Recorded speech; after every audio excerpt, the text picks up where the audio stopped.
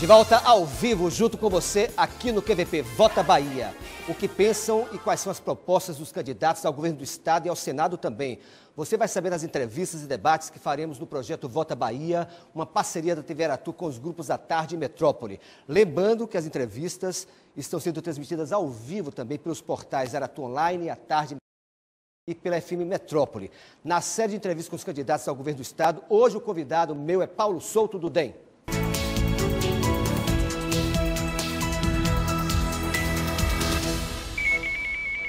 Ele é geólogo e também trabalhou como locutor esportivo, ocupou vários cargos na administração do Estado, foi eleito senador e por 2 vezes foi governador do Estado da Bahia. Agora quer voltar. É com Paulo Souto que eu vou conversar agora aqui no QVP. Como vai, candidato? Bom dia. Boa tarde. Tudo bem, graças a Deus. Como é que está a campanha? Tudo bem? Tudo bem, infelizmente. Muito trabalho. Está mais magro? Já estava há algum tempo. Exercício. Vou começar com a mesma pergunta que eu fiz aos outros candidatos. Lembrando que o senhor tem 12 minutos de entrevistas. Eu peço o relógio na tela.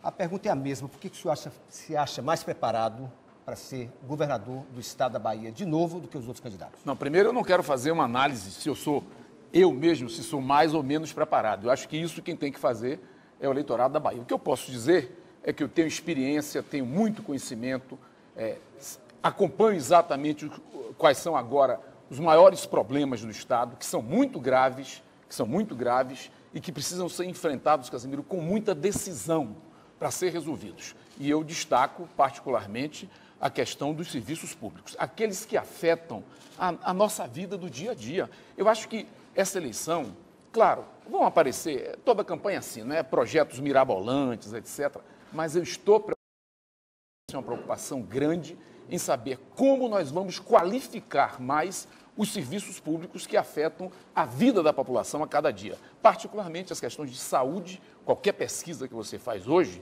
a questão da saúde desponta com uma importância espetacular no Brasil todo e particularmente aqui na Bahia. As questões de segurança pública e os outros problemas, que são a educação, que é um problema que se reflete muito a médio e a longo prazo, mas que precisa ser corrigido desde agora. O senhor falou da segurança pública e o primeiro entrevistado do projeto Vota Bahia foi o Rui Costa. Ele citou a segurança pública e quando eu perguntei a ele sobre as críticas que a oposição vem fazendo à questão da segurança, sobre números, ele falou que o senhor deixou o Estado da Bahia com 87% a mais de violência. Como é que o senhor recebe esse tipo de crítica feita pelo candidato do governo? Olha, se ele quiser utilizar os números, a mesma fonte do que ele citou, ele faça simplesmente o seguinte: procure o número médio de homicídios entre 2003 e 2006 e o número médio de homicídios entre 2007 e 2013. E faça a média anual. Você sabe qual é o resultado da média anual? No período 2003 e 2006, era aproximadamente uma média anual de 2.600. No período 2007 e 2013, isso vai a aproximadamente 5.100. Ou seja, o número de homicídios nesse período, a média anual de homicídios, é 96% maior do que foi no meu período. Essa que é a realidade. E não precisa isso não, Casimiro. Eu não vou fazer a pergunta a você, que eu não tenho esse direito, não quero constranger. Mas, se nós fizermos essa pergunta a qualquer pessoa, você se sente mais seguro hoje do que no passado? Todas as pessoas têm hoje uma sensação de insegurança muito maior do que a que existia no passado. Isso é fora de dúvida. E quais seriam os projetos do senhor? Quais seriam, então, os projetos do senhor para, de forma... Eu falo sempre aqui no programa, a gente aborda a violência, como toda a imprensa aborda a violência e outros assuntos. A gente sabe que é impossível acabar com a violência. Em outros lugares, em locais tem mais, outros menos, enfim. Mas quais seriam os projetos que o senhor teria? O senhor mudaria alguma coisa do programa, do projeto que o senhor implantou quando foi governador para hoje? Claro. O que o senhor mudaria, por exemplo, na segurança? Claro que mudaria. Bem, eu tenho que raciocinar se eu mudaria alguma coisa em relação ao que está acontecendo hoje, né? Primeiro, eu acho que tem que se reconquistar um pouco uma relação de confiança entre a polícia e o governo. Essa relação está desgastada. Então, é preciso recuperar isso para que governo e as forças policiais, cada uma exerça o seu papel em relação à segurança pública do nosso cidadão que está muito desgastada. Isso é uma coisa geral, mas de muita importância. Se isso não acontecer, as coisas não vão andar. Mas é claro que há medidas operacionais. Por exemplo, uma delas, há problema de falta de contingente? Há.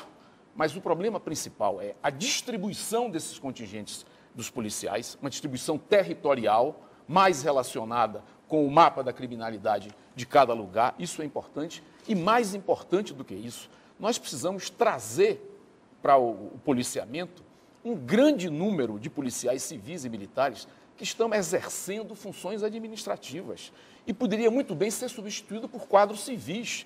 No caso da Polícia Militar, para que precisa, por amor de Deus, alguém lá na administração, na contabilidade, enfim, nos serviços de comunicação? Então, isso é perfeitamente possível. Claro, isso é e de reputação para a melhoria da forma como a população percebe e também, principalmente, para a população. Eu tenho que repercutir algumas declarações dos outros candidatos. A campanha está esquentando. Eu sei que o senhor está aí no olho do furacão, né? Ainda mais despontando até então, na primeira pesquisa feita, desacreditada pelos outros candidatos. O Rui Costa me disse aqui que a pesquisa são números que não valem nada, que em 2006 a pesquisa errou, o Ibope errou, 2010 também. Comenta um pouquinho isso para mim, depois eu faço a outra pergunta que é no calor da campanha. Como é que o senhor viu essa declaração do Rui Costa, dizendo que essa pesquisa não vale nada? Primeiro, eu não sei, só ele que está falando de pesquisa, eu não falo em pesquisa. Né? Os órgãos publicam, nós acompanhamos, mas só ele que está falando de pesquisa, ou seja, ele está com a muito grande com relação à pesquisa. O que eu não entendo, já que ele desacredita, é porque que ele não, por exemplo, contrata um instituto de nome nacional e apresenta simples. Por que não faz isso? Ninguém entende por que não faz isso. E essa conversa já está há 2 meses, e é assim mesmo. O que eu posso dizer é que mais do que a pesquisa, Cassimiro, muito mais do que a pesquisa, as nossas idas aqui na capital e no interior mostram uma receptividade muito grande. E essa receptividade, ela é diagnóstica de uma coisa. O sentimento da população é um sentimento de exaustão do governo do PT. Eu sempre tenho citado uma frase de um jovem, de Cipó, que me disse o seguinte: olha, sabe aquela vez que a gente vai no mercado, puxa um produto e chega lá e vê que a validade está vencida? Então ele completa: o PT hoje é um produto que venceu a validade na Bahia. Ninguém acredita mais, se exauriu. Então, esse sentimento é um sentimento claro. E eu sou o depositário da confiança dessa população de que nós precisamos de um período novo para a Bahia. Mas eu vou entrar na seguinte questão. Por outro lado, tem gente que fala que a política deveria ser renovada. O senhor foi governador 2 vezes. Como é que seria novo, por exemplo? Não é uma volta ao passado? Não, acho que não, porque, graças a Deus, todas as vezes que eu estive no governo, eu tive capacidade de fazer coisas novas, de renovar. Se você recapitular, por exemplo, meus governos foram exemplos de inovações importantes no serviço público, todos 2. No primeiro, por exemplo, só para falar em coisas um pouco pontuais, no primeiro nós criamos o Serviço de Atendimento Cidadão, SAC, que foi uma revolução no serviço público. Né? Nos 2 governos, nós demos responsabilidade às contas. Por exemplo, qualquer um dos candidatos, inclusive o candidato do governo, se ele se debruçar sobre as contas atuais do governo, ele vai ver que a situação que qualquer um que ganhar vai enfrentar é uma situação extremamente difícil. O governo está hoje numa situação de descalabro financeiro, tanto que há 6 meses de deixar o cargo, né, está repicando operações de crédito para quê? Para fazer investimento? Não, para cobrir buraco de despesa corrente resultante de um gasto absolutamente perdulário que foi feito nesses últimos anos. Como eu falei, a campanha está esquentando e aqui tem até na tarde de hoje, daqui a pouco eu falo sobre Ilha da Mata, mas o Rui Costa falou aqui, primeiro ele abriu a entrevista comigo, quando eu falei do senhor, dizendo que o senhor deveria pedir desculpas à Bahia pelo governo que fez. Isso foi uma declaração dele feita aqui comigo no QVP. E ao Jornal à Tarde, ao meu colega Beajo Talento, que participa também do projeto Vota Bahia, ele disse que tem um dossiê muito forte contra os adversários, que vai colocar em prática durante a campanha, inclusive, segundo ele, com candidatos que teriam parentes com empresas conveniadas de forma irregular na prefeitura. O senhor recebe de que maneira esse tipo de crítica vindo dele? A primeira pergunta foi qual sobre? Ele falou que o senhor deveria pedir desculpas à Bahia pelo governo que fez. Olha, parece que quem estava no governo era eu. Quem está no governo há 8 anos é o PT. Se alguém tem que pedir desculpa pelo extermínio de 37 mil baianos, isso é um holocausto. Isso é um holocausto. Se alguém tem que pedir desculpa pelo que está acontecendo na área de saúde, que é trágico, se alguém tem que pedir desculpa por uma greve de 100 dias na educação, 2 greves dos policiais militares e essa situação que nós estamos vivendo na Bahia, é o governo petista. De modo que eu eu quero dizer a ele que eu dispenso esse conselho dele e eu acho que ele sim devia bater no peito e começar a se desculpar, porque ele é o representante desse governo, que tem infelicitado a Bahia durante esses 8 anos. Olha, a respeito da outra coisa, eu vou dizer o seguinte, eu tenho muitos anos de vida pública e se existe uma coisa que não me atemoriza, se é uma coisa que me deixa tranquilo, é a qualidade ética do meu procedimento no setor público. Eu quero dizer a ele que eu já estou há 8 anos que não tenho nenhum cargo público. Que não tenho nenhum tipo de influência, sobre qualquer administração.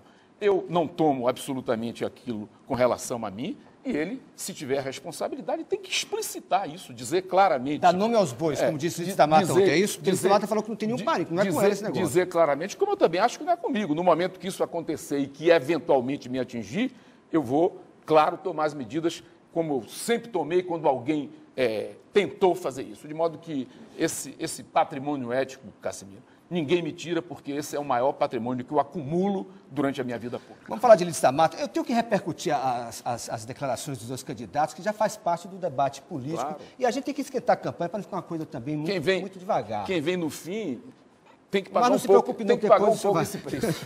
Mas depois o senhor vai.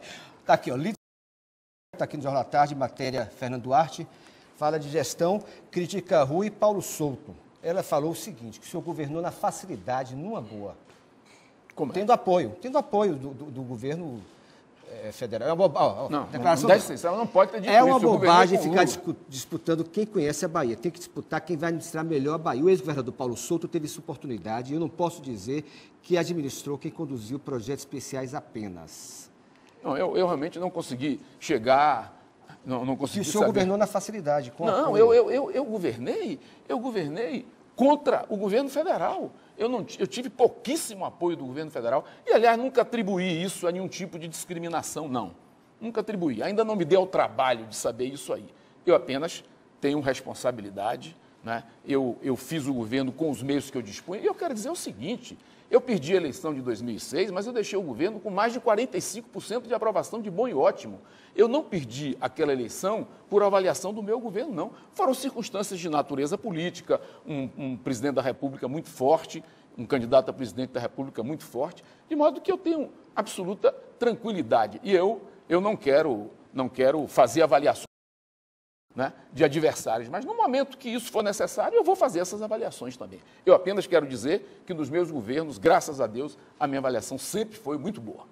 Agora, com relação, o senhor falou da saúde, educação, por exemplo, educação, eu queria só ter um pouco de tempo ainda, mas muitos professores, né, ligam para mim querendo saber isso. Que projeto o senhor teria para melhorar a educação, a qualidade de vida dos professores também?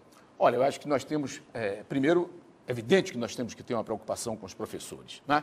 Eles pedem sempre um plano de carreira e isso é uma coisa que tem que ser estudada e que tem que ser vista com muito diálogo e com muita franqueza, que é importante, mas nós temos que preocupar também muito com os nossos alunos, os níveis de aproveitamento dos nossos alunos. Cassimiro, sabe o que aconteceu?